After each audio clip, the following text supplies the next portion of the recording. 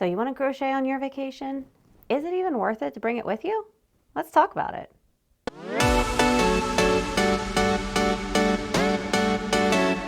Hi, AJ here with Byte Size Cruises. Today I want to talk about one of my favorite topics, and that is crafting at sea, specifically crocheting. A lot of what I'm going to go over today can also be applied to knitting, but I don't knit, so I do want to investigate a few of those rules more. These are just the things that I have run into that kind of make it easier to be able to make the most out of your cruise vacation. If you're anything like me and you don't have a ton of downtime while you're home, when you are on vacation, you want to do those things that you might not have time to do. Seriously working on a project can be one of them, or even just exploring your craft in new places and taking the time to learn new things while you're away. So, what does that look like with crocheting? Now, typically, if you are a crocheter, you need a few things with you to be successful. For many crocheters, that includes your crochet hooks, your stitch markers, something to cut your yarn with, your yarn, and your patterns. But when you're traveling, there are restrictions on what you can bring where, and there's restrictions on how much you can bring. So how do you manage that when there is a ton of things that could go wrong? So starting from the top, the number one thing that I get asked about is how do you cut your yarn while you're on board? I have three solutions for that problem. One is very MacGyver-y in case you forgot something to cut your yarn with, and the two are actually just really common sense. So I know on airplanes they'll a lot of times let you bring those tiny like sewing scissors. I have also heard of people getting them taken both on airplanes and getting onto a cruise ship. So what I do to get around that is I use something that I know can be brought aboard. Toenail clippers. So I have a tiny pair of toenail clippers that are in my travel crochet kit.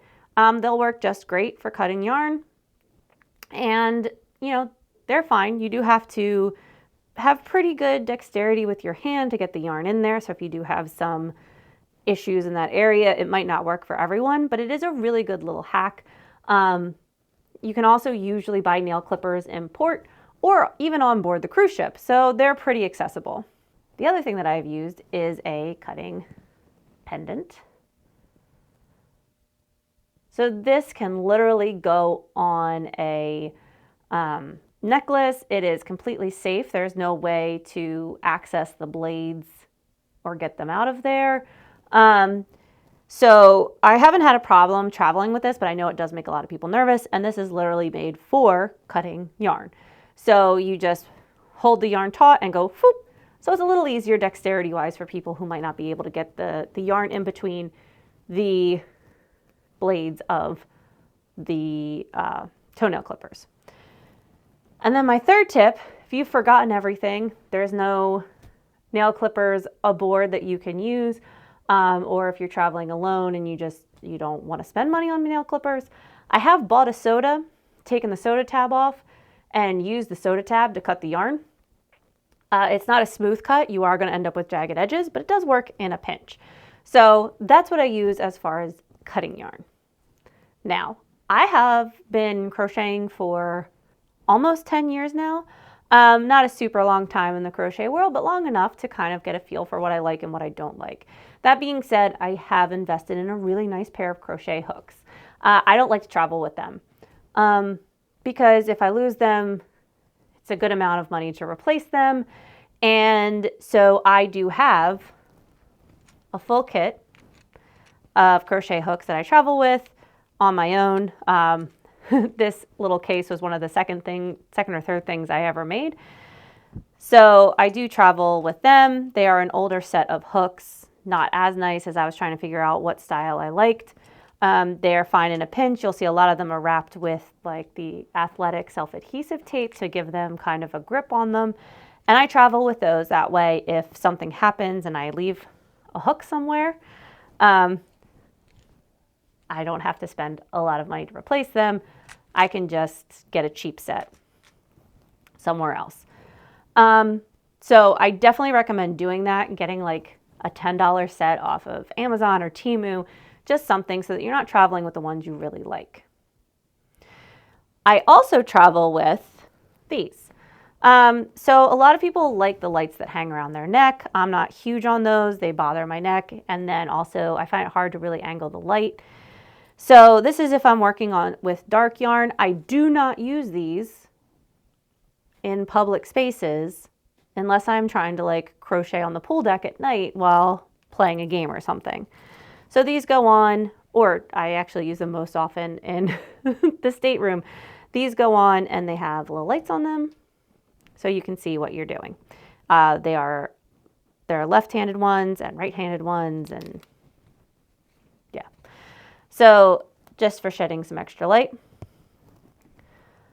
I also travel with my favorite, well, it's actually an assorted mix of stitch markers that I don't mind losing. So they came in a little tab. These ones were free with another purchase. And there's a mix of the metal ones and the plastic ones in there. Once again, things that if I lose it, I'm not going to be sad. They are not my favorite stitch markers. They are not even all from the same set. It's just a collection of ones that I have lying around. And I just keep them with me. So those are the tools that I travel with. As far as what yarn you travel with, I find the most luck traveling with skeins if my project is not already started, and just kind of working from that. These are the easiest to kind of fit in your luggage around things, as they're normally the size of a socks or a pair of pants, and they're pretty squishy. And if they are still factory wound, it's easy enough to kind of stack them and get them together. I do not like traveling with balls at all. I find that they are have a tendency to unravel in your suitcase, and especially if you're walking around the ship with them. Cakes are a nice in-between, especially if you have a structured crocheting or knitting bag that you're working with that have the places to keep the yarn together. I'm normally traveling with a drawstring bag because I've got camera equipment and everything else in that bag with it. And so I tend to either do the skein or the cake. And I try to only travel with one of those things. And that is just because I like to not have to think about what I'm working on while I'm there, like it to be ready to go. And I don't want to take up too much space because I primarily am on cruises to work, but that might be different for you. So I will say that the hardest part about crocheting while traveling is the space for the yarn and having it accessible for those moments. So that is where you really do have to pick the bag or container that you are going to be carrying around with you carefully. For me, the drawstring bag works really well, and I usually just take the whole project and whatever cake or skein I'm working with out of the bag and set them down around me or kind of arrange them. That being said, I will say that if you are crocheting in public, if it's not something you are used to doing and you haven't done it before, people are going to ask you about it. It has been a great conversation starter, which is really good when you are a travel agent trying to drum up business. But it can be a little unsettling the first few times when you're just kind of trying to count your stitches and someone goes, "Oh, are you crocheting? What are you making?" And you're like, 27.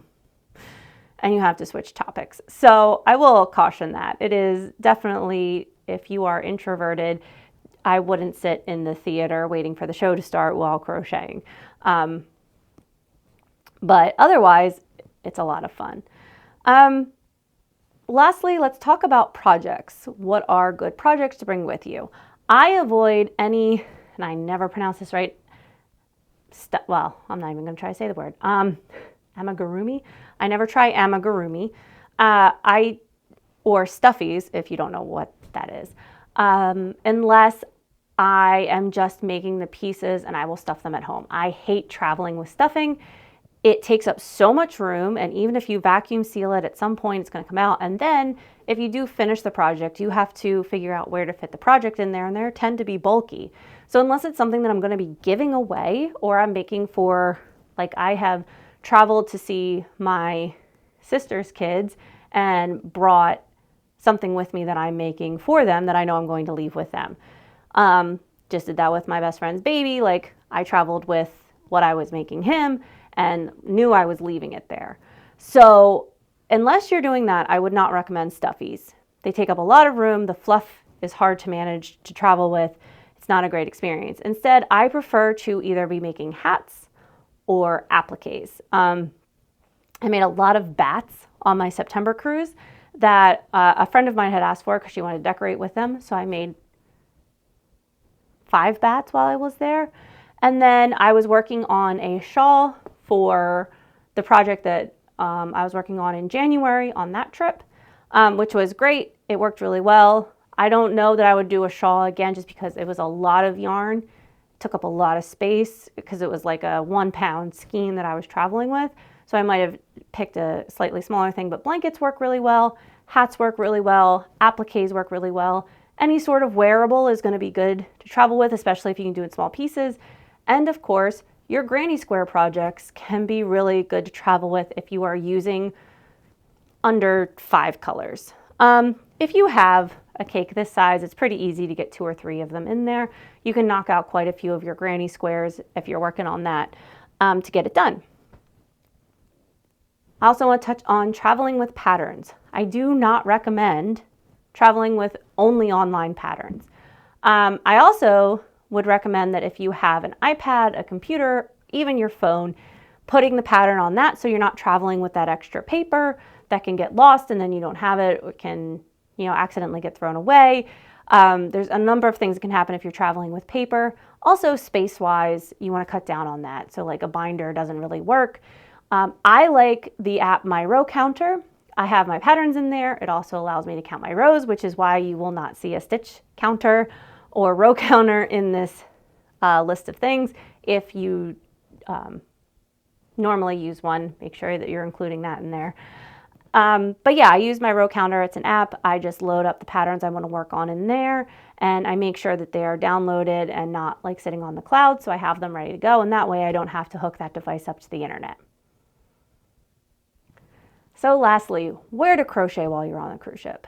So this is a big question. There's a lot of discourse around the etiquette of crocheting in public spaces, particularly at entertainment things. I will say I do not crochet in shows once they start.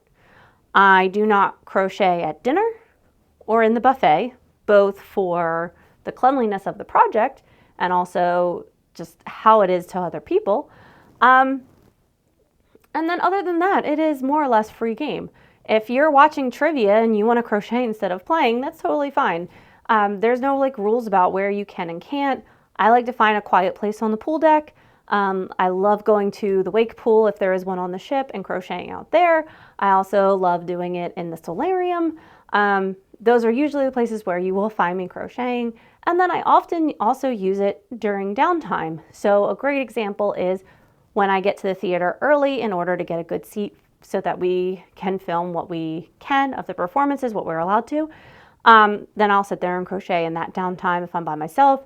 If we're trying to get into Sid Norman's on NCL, which is notoriously hard to get into, I a lot of times will bring a project like the bats that I can sit there and crochet while I stand in line for us.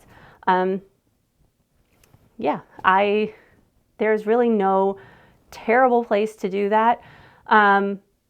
Other than, like I said, dining room, buffet, while shows are going. Do not do it while shows are going on.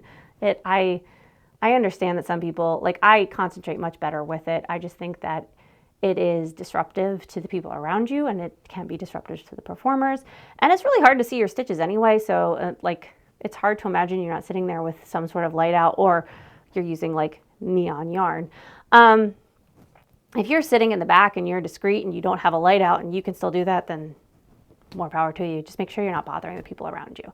And I also don't crochet too close to the pool. I learned that lesson. I did once sit a little too close and got splashed, and my project got splashed, and I was not happy about that because there is nothing grosser than the feeling of wet yarn. Fun fact. And yeah, that's how I manage crocheting on a cruise ship. Also, how I manage crocheting on an airplane. I just make sure that I pack it in an easy to access place. In those cases, I will say that the bag that I am traveling with for either the day pack on the ship or if I'm getting on a plane, I do have my chosen project kind of lined up, the hook, the stitch markers, the skein, and then if I'm already working on the project, I have that tucked right there too. So if it's already started, the skein and the project would be together anyway, but you know what I'm saying. So I make sure that those are in there, easily accessible, have some movement, and try to keep them in a pocket by themselves so that they don't get tangled. I would love to get a crossbody or backpack that did have the crochet pouch built in where I could kind of put my project in there and put the skein in there and the hook and everything and just pull that out. I'm working on that. I'm trying to think of the best way to do that because a lot of the bags that are out there just don't quite fit my needs. So if you have a crochet bag or knitting bag that you love to travel with, I want to know about it. So yeah, that's really it. I would like to hear your hacks about crafting and travel, and also if there are other crafts that you're interested in knowing more about traveling with. I do a variety of things and I bring a ton of stuff with me when I am traveling, and I would just love to talk about this stuff more. I love DIY projects. I love crafting. I love all of that. I might even be learning to knit soon, just because I want to know how. So yeah. If you're interested in following along for more tips like this about traveling with your hobbies, I will be starting to go over things like gaming on ships, traveling with gaming pieces, different recommendations for books and shows and how to travel with your entertainment, and just being and existing as a nerdy person in these locations, where for people who have that kind of nerdy bent, you know, how do we vacation in ways we like while still getting to see the world? And those are things that I would love to talk about more. So I would love to know your questions. So anything about nerdy while traveling, neurodivergent while traveling, just let me know. I would love to go over it for you. And I would also please ask that you like this video so other people who might be interested can see it, and subscribe so that in the future, as we are going over these things, I can share them more with you. I will also drop in the description below some links to the medallion for cutting, and then also the travel kit that I travel with my hooks. And yeah, hopefully I will see you next time, and I hope you have a great day. Thanks. Bye.